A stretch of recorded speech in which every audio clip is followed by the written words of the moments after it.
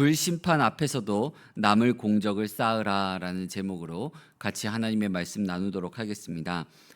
지난 시간 우리는 심고 물 주는 종일 뿐이며 자라게 하시는 분은 하나님이라는 이 말씀을 우리는 같이 나누었습니다. 바울은 계속해서 이 고린도 교회를 향하여 하나님의 뜻대로 이렇게 교회를 세워나가야 된다라는 것을 전하고 있습니다. 고린도 교회는 이제 뭐 아볼로파니 뭐 바울파니 뭐 이러면서 이제 분파를 나뉘면서 교회를 분열시키고 싸우고 있었습니다.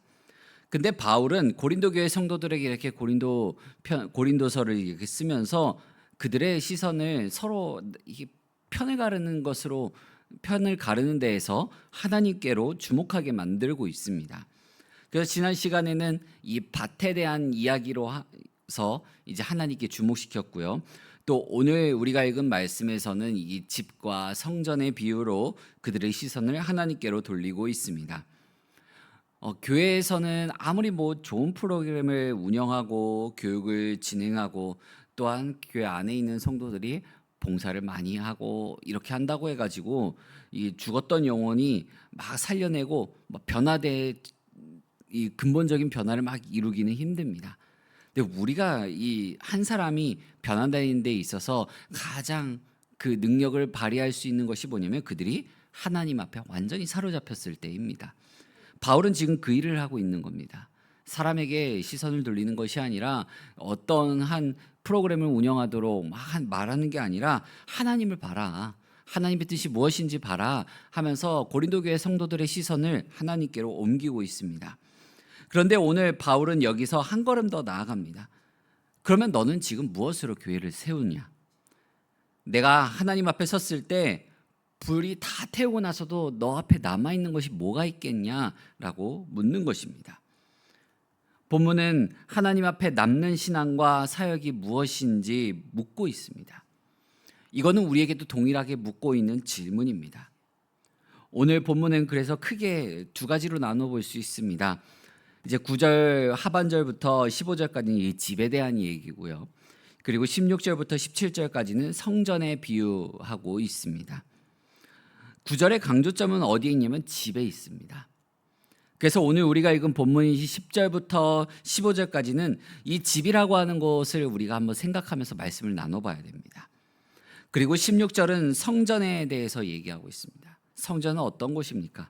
가장 크게는 하나님의 집을 뜻합니다. 그래서 16절에서 강조하고 있는 것은 이 집이라는 개념보다 하나님에게 있습니다.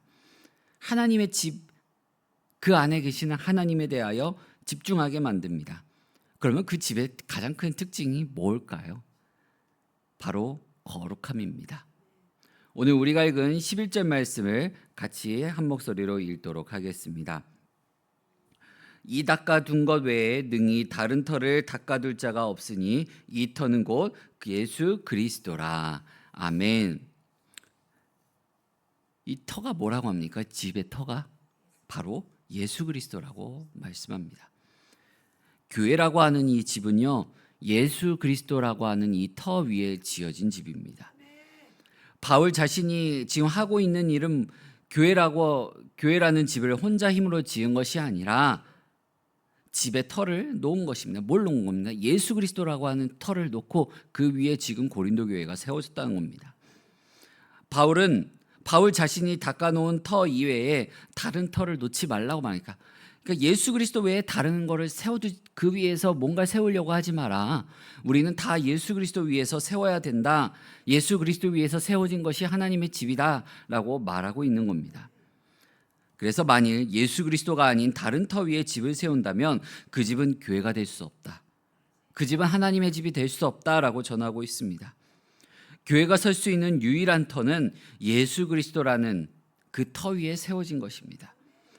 그리고 터 위에 그 집을 세워나간 사람은 예수 그리스도를 믿고 구원받은 하나님의 백성들이 세워나가는 것입니다. 바울은 예수 그리스도라는 터 위에 이 집 구조물을 우리가 세워나가는 것을 생각할 때 어떻게 세울까 조심하라라고 권면합니다. 바울의 말은 구조물을 세워서 집을 완성할 때 이 재료를 잘 선택하라는 거예요. 계속해서 이어지는 12절에서 집을 세울 때 사용될 수 있는 이 재료들에 대해서 얘기합니다. 이 재료들은 크게 두 종류로 분류해서 얘기할 수 있어요. 불에 타지 않는 것과 불에 타는 것입니다. 그럼 이 재료들이 의미하는 것은 무엇이겠습니까? 바로 성도들의 삶과 사역을 뜻합니다.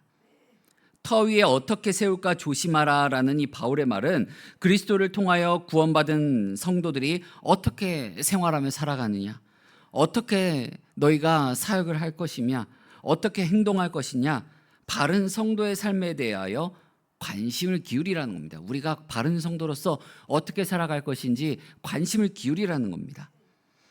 예수 그리스도를 구주로 영접하고 하나님의 백성이 된 성도들이 사는 삶은 두 가지가 있습니다. 그게 바로 뭡니까? 하나님이 마지막 심판의 날에 어떻게 살았는가를 심판하실 때 그 심판을 견뎌내고 하나님으로부터 칭찬을 받을 수 있는 삶. 다른 하나는 마지막 심판의 날에 하나님의 심판을 견뎌내지 못하고 책망받는 삶입니다. 마지막 심판의 날이 되면 성도들 한 사람 한 사람을 자기가 살아왔던 그 지난날의 삶들이 하나님 앞에 적나라하게 드러납니다. 하나님의 심판대 앞에서 드러나게 됩니다. 그래서 불과 같은 심판을 받게 된다라고 말씀하고 있는 겁니다.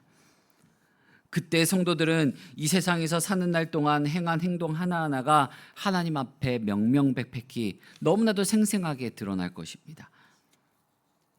그리고 이 행동 하나하나에 대해서 하나님이 잘한 행동인가, 잘못한 행동인가 판단하신다는 겁니다. 심판하신다는 겁니다.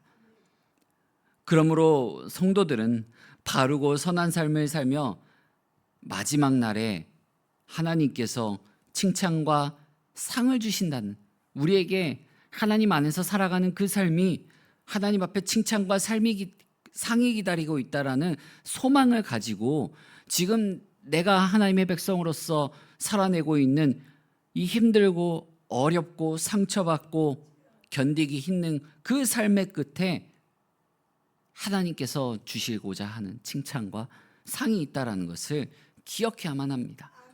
그리고 우리가 거기에 소망을 두며 그 소망을 위해 향해 최선을 다해 달려가야 합니다. 그런데 오늘 우리가 읽은 15절 말씀은 하나님이 성도들을 향하여 마지막 날에 행할 심판이 어떤 것인지 중요한 정보를 가르쳐주고 있습니다. 그 자신은 구원을 받되 불 가운데서 받은 것 같으니라 라고 말씀합니다. 이게 무슨 뜻일까요? 내가 성도로서 하나님 나라의 백성으로서 살아가는 삶 가운데 악한 삶의 모습들, 그 모습들이 마지막에 이 불 가운데서 불에 타다 남은 나무 조각처럼 만신창이가 된 모습으로 하나님 앞에 갈 거라는 겁니다. 그러니까 내가 지난날 죄악된 모습들, 내가 하나님 안에서 정말 바른 삶을 성도로서 살아가야 되는데 그러지 못했던 모습들이 마지막 날의 불심판 가운데 그런 부분은 다 타고 이 나무 조각, 타다 남은 나무 조각처럼 하나님 앞에 있을 거라는 것입니다. 근데 그럼에도 불구하고 그게 하나님 앞에 구원받은 삶의 모습이라는 겁니다. 거룩한 하나님의 백성은 이런 모습으로 하나님의 심판을 맞이해서는 안 될 것이라고 하는 그 경각심을 가져야 됩니다. 타다 남은 나무 조각처럼 하나님 앞에 구원받는 것이 아니라 정말 이 정결한 모습으로 내가 하나님 앞에 나아가야겠다. 그것을 내가 바라보면서 나에게 주어진 하나님 나라의 백성으로서의 삶을 살아가야 되는 것입니다. 결국 바울이 고린도 교회의 상황과 연결시켜서 말하고자 하는 초점은 이것입니다. 고린도 교회 성도들이 파벌로 서로 나뉘어 싸우고 있는 그 교회 안에서의 신앙생활은 금이나 은이나 보석처럼 마지막 심판의 불에도 타지 않고 살아남아서 하나님의 칭찬과 상급을 받는 삶이 아니라 하나님의 심판을 견뎌내지 못하고 하나님으로부터 책망받고 회초리를 맞을 삶을 지금 너희들이 살아가고 있다라고 전하고 있는 것입니다. 바울은 다음 비유, 이 성전 비유를 통하여 고린도 교회 성도들에게 또 메시지를 전달합니다. 우리 16절 말씀을 같이 한번 읽어보겠습니다. 너희는 너희가 하나님의 성전인 것과 하나님의 성령이 너희 안에 계시는 것을 알지 못하느냐. 아멘. 결국 이렇게 구원받은 하나님 나라의 백성들이 모여 있는 이 모임이 교회고, 그 교회는 거룩한 하나님의 성전이라고 말하고 있는 겁니다. 또 교회 안에는 성령 하나님이 계십니다. 이 성전 안에는 성령 하나님이 계십니다. 바울은 만일 이 성전을 더럽히면 하나님으로부터 반드시 벌을 받게 될 것을 말합니다. 그리고 17절은 오늘 우리가 읽은 말씀 가운데 바울이 고린도 교회를 향하여 전하는 결론입니다.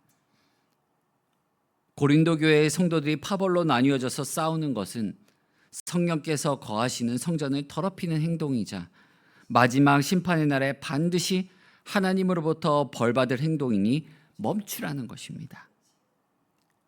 사랑하는 성도 여러분, 마지막 심판의 날에도 불타 없어지지 않는 바르고 선한 행실로 우리는 살아가야 할 것입니다. 그 끝에 하나님께서 우리를 위하여 준비하고 계시는 칭찬과 상이 있다라는 사실을 기억하며 그 가운데 우리의 소망을 두며 믿음의 삶을 달려나가야 합니다. 교회 안에서 서로 미워하고 갈등을 일으키고 파벌로 나뉘어져서 싸우는 그러한 행동과 삶의 모습은 하나님 앞에서 바르지 못한 악한 행실임을 사도 바울은 고린도 교회 성도들을 향하여 전하고 있습니다.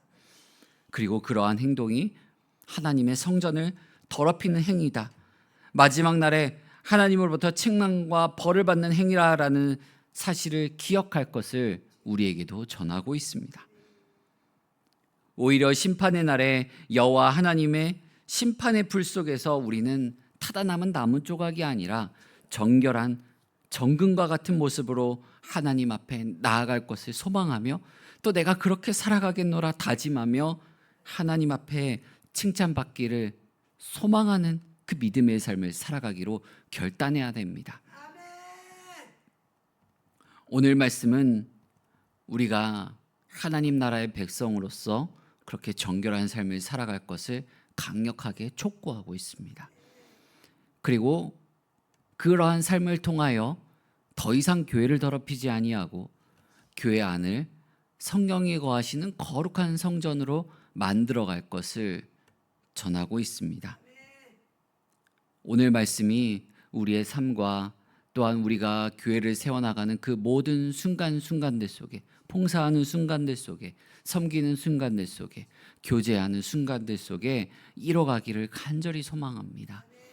그래서 우리가 예수 그리스도라고 하는 그 터 위에, 흔들리지 않는 그 터 위에, 거룩하게 구별된 그 터 위에 하나님의 집, 성전을 지어나가는 우리 모든 성도님들 되시기를 간절히 소망합니다.